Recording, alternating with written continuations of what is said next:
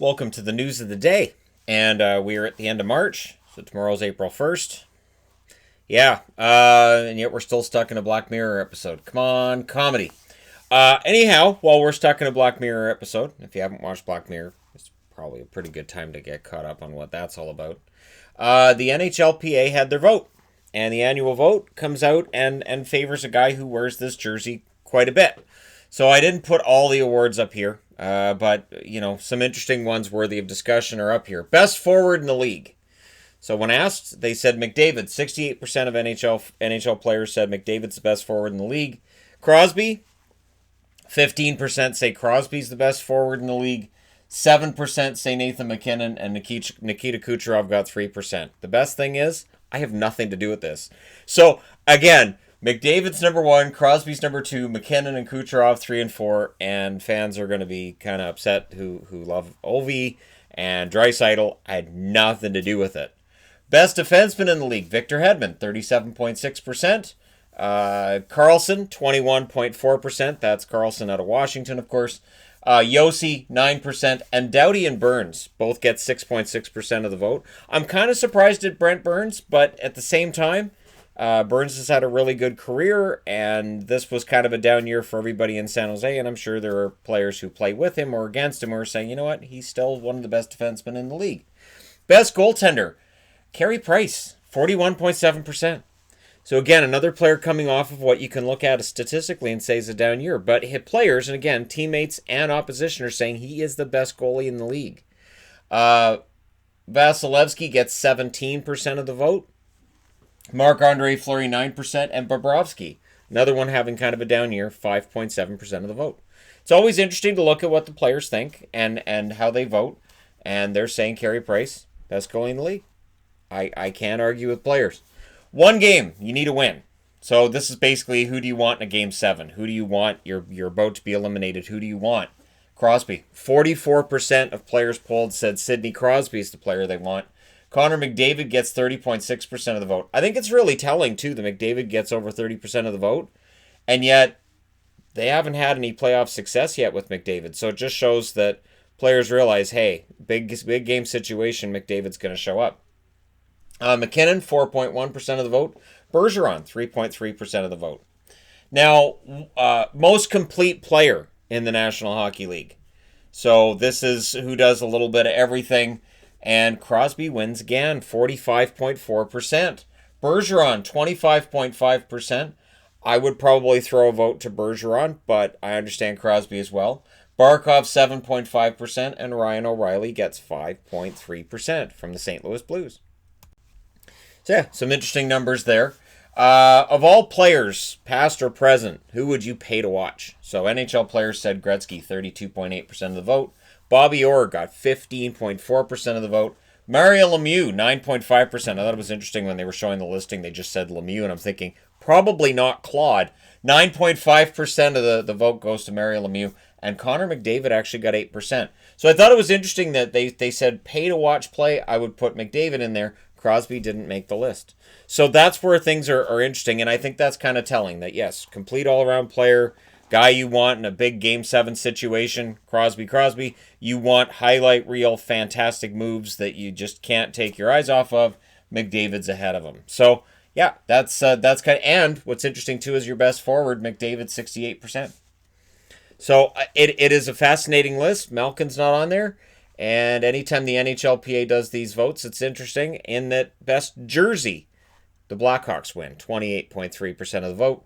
Maple Leafs and the Golden Knights, 6.8%, and then the Rangers get 6.4%. So no consensus on best jersey, but really, Blackhawks is way ahead of everybody else. And rightfully so. That Blackhawks jersey, especially that logo on the Authentics, the chain-stitched Chicago logo is an absolute thing of beauty. Now, getting into some news. So now we get into the news portion beyond the NHLPA vote, which people can argue and debate about if they want, and I know they will. The isolation period has been extended by the NHL to April 15th. This is just how it works.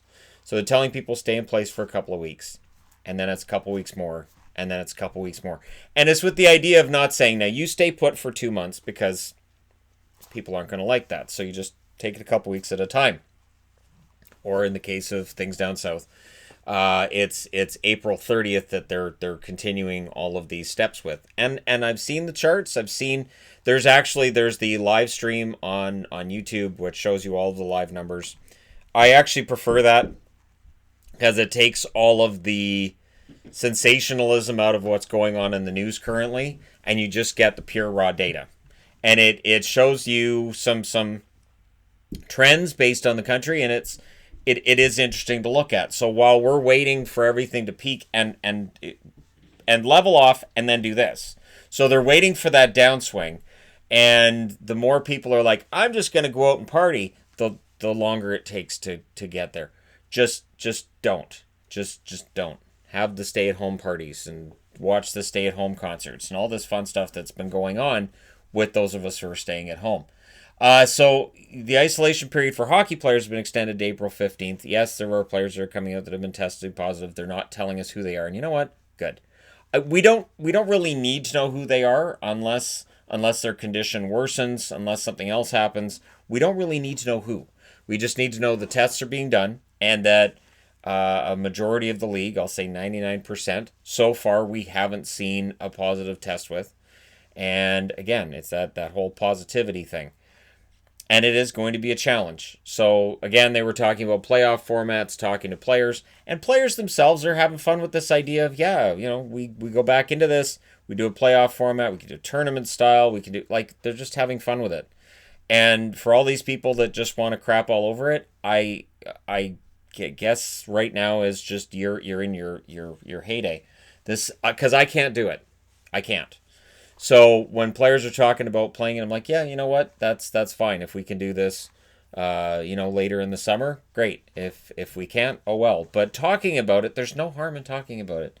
There's got to be some form of positivity. Right now, we're looking at pretty high levels of stress, depression, and that leads to bad places. So for those of us who are trying to focus on that light, that idea that, hey, there's going to be some other side of this, it's allowed. It's okay. So yeah, for Barkov made the point of he feels that the Panthers were right in the race. There's 13 regular season games left for them. He doesn't feel that it would be fair to leave them out.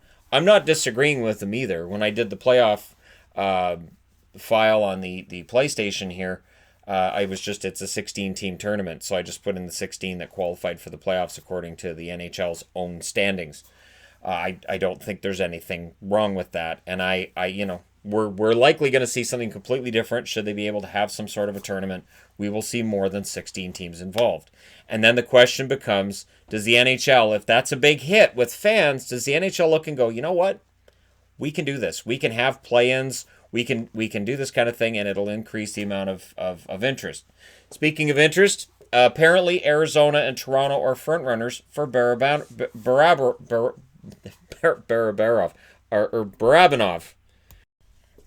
I look at it and I'm like, that's not right. Yeah, it's Barabanov. So Barabanov, don't sign Barabanov because that's not the right name. If you sign that on the contract, it doesn't count. Barabanov front runners are apparently Arizona and Toronto, and this makes total sense. The Toronto Maple Leafs, they're going to have cap problems this summer. If they can bring in another player, a veteran player who can perhaps jump into their lineup right away, and you've got to think they might want to see what maybe he can do with Korshkov, see what happens there. And for Arizona, forwards that can score, any forwards that can score, it's a good thing. Add them in. And Arizona, much like Toronto, cap. You want to make sure that you're saving cap space. They may have different reasons to try to save cap space than Toronto, but they do spend money right now. The Arizona Coyotes are a team that no longer just sits on their hands and trades guys off when they want money. They are spending money right now. So those are apparently the front runners for Barabanov. And we'll see. We'll see what happens there. I don't know. I'm just glad I didn't write Bananarama up there. I could have. I should have. I can't. Maybe. And front runners. I left the T out. Look at that. Wow, that's fantastic. Don't tell me I'm not stressed out. Start making that many spelling errors in the same thing.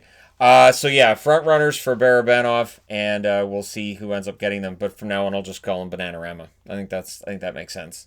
That's a good professional way of looking at it as Bananarama. So there you go.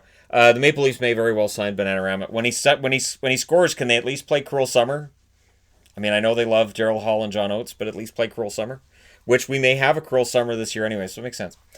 Seattle, they want to get the draft in 2021. I would counter with this. Name your team and you get the draft.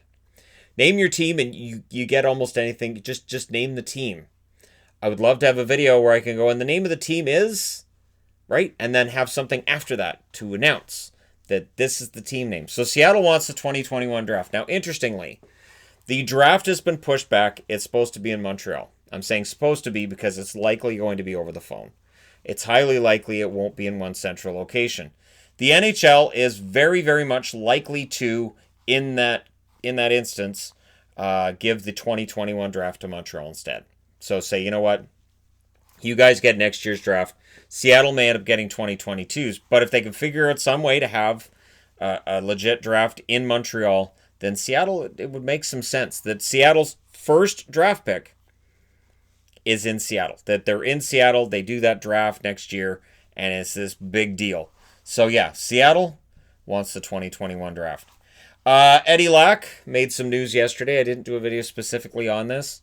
Eddie Locke, who was a fan favorite in Vancouver, and rightfully so. He came in without a lot of fanfare. He played well during a very challenging time for the Vancouver Canucks. And when he left the team, fans were really angry. Fans were really angry with that trade at the time. Felt the Canucks didn't get enough back for Eddie. And Eddie bounced around a bit after that. But Eddie Locke, very, very respected by Vancouver fans, by me as well. And so I wish him only the best. I mean, we kind of knew last summer that he was probably going to end up retiring because he was stepping away to do some coaching. And that was likely a sign that he was going to end up retiring. But he made it official yesterday. So all the best, Eddie Locke, in retirement. And hey, there you go. News of the day video at the end of March. Not exactly what we might have expected for the end of March. Say at the start of the season, if I told you guys it was going to look like this and I didn't really have anything to talk about, you would have said, hey, the playoffs will be coming up by then. What are you talking about? Yeah, no. So there you go. Let me know your thoughts in the comment section below as always. Don't forget to hit like and subscribe if you're browsing your way through. You just happened upon this video. Stay at home as much as you can.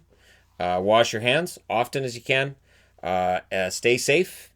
And by all means, you know, if we're all doing what we can to flatten the curve as it is, we can actually talk about having hockey a little bit sooner.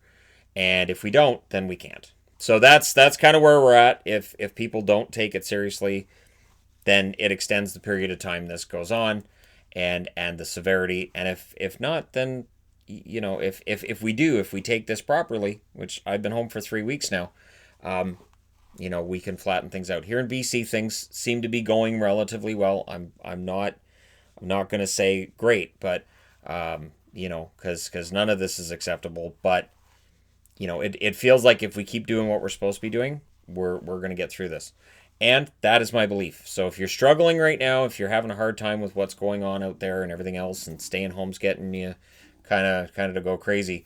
One other thing I want to add in here as well. You know, one thing Yvonne and I have been wondering about while we're watching all this take place is how many couples are driving each other nuts right now? How many families are we going to see where people are like, you know what, like divorce rates could go up. But another thing that could go up, and I'm not making a joke either, because that absolutely is true, that, you know, if it's a relationship that's kind of okay, but it's not great, and then you're home 24/7, you're together 24/7, that can really, you know, inflame issues between people.